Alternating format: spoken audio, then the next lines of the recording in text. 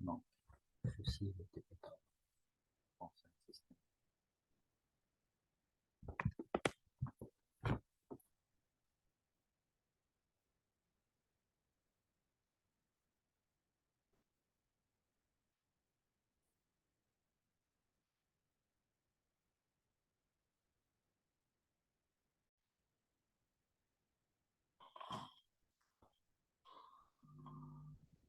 Salam alaikum. Donc, ceci est quelques indications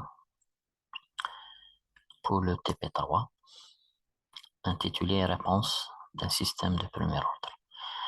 Donc, l'objectif ici est de faire l'étude d'un système de premier ordre et de déduire certaines propriétés de sa réponse fréquentielle, sa réponse indicielle.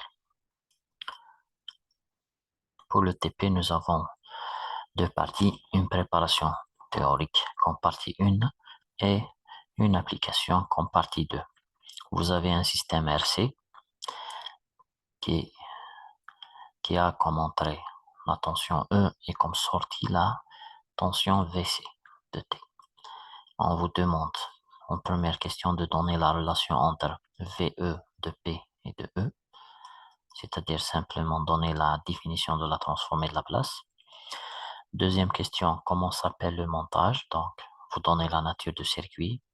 Vous savez, en fonction d'électronique, vous avez plusieurs types de circuits, amplificateurs, filtres, ainsi de suite. Comme troisième question, on vous demande de donner ou de calculer la fonction de transfert du système, qui est VC de T sur E. Donc, il faut trouver sa forme. Et comme dernière question, donner les expressions de temps de réponse TR et de l'erreur statique E. On va définir tout ceci par quelques rappels. Bien sûr, tous ces rappels sont inclus dans la brochure de TP.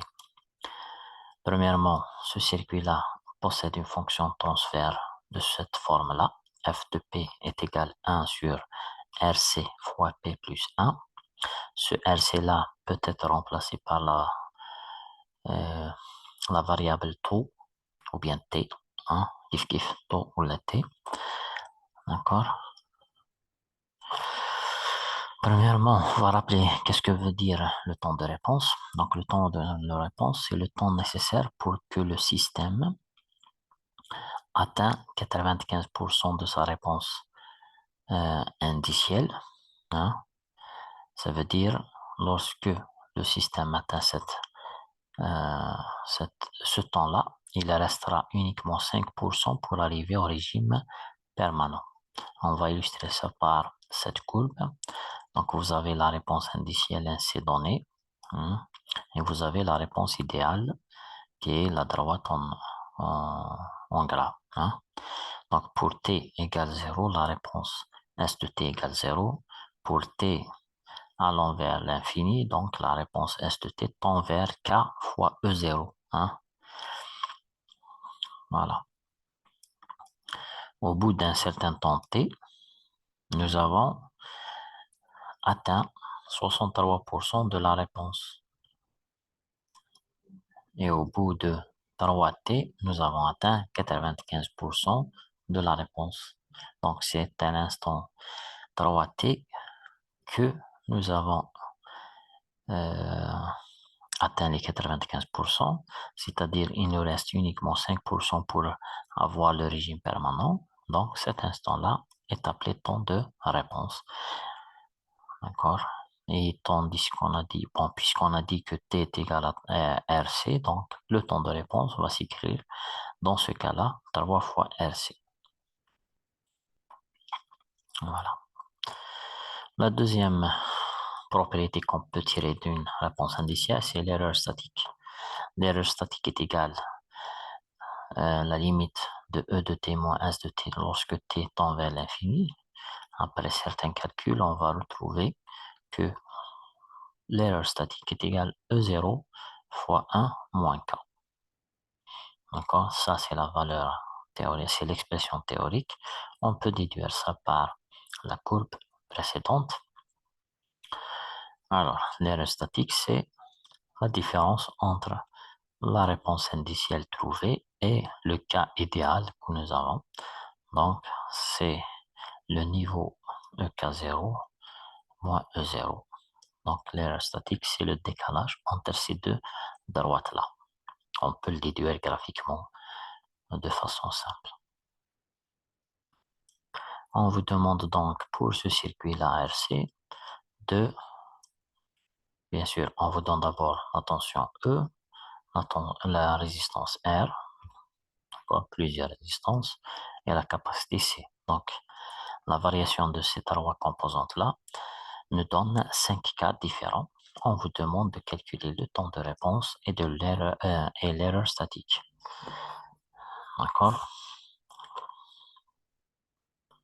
Ceci en calculant d'abord la réponse à un échelon, en utilisant cette courbe-là qu'on vient d'expliquer. Donc, c'est un travail assez simple.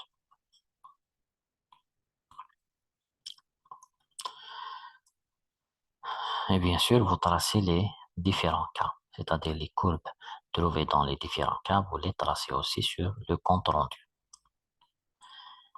Et vous donnez une certaine comparaison.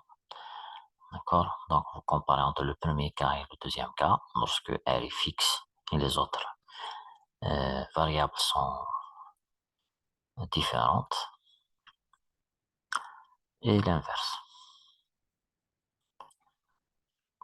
Dans la deuxième partie du TP, la partie T, on va refaire le même travail, mais cette fois-ci, la réponse du système a une rampe. Ici, l'entrée, c'est une rampe de pente A qui est égale à 1 volt par seconde. Vous avez aussi 3 cas différents. D'accord? On vous donne les valeurs de K, R et C.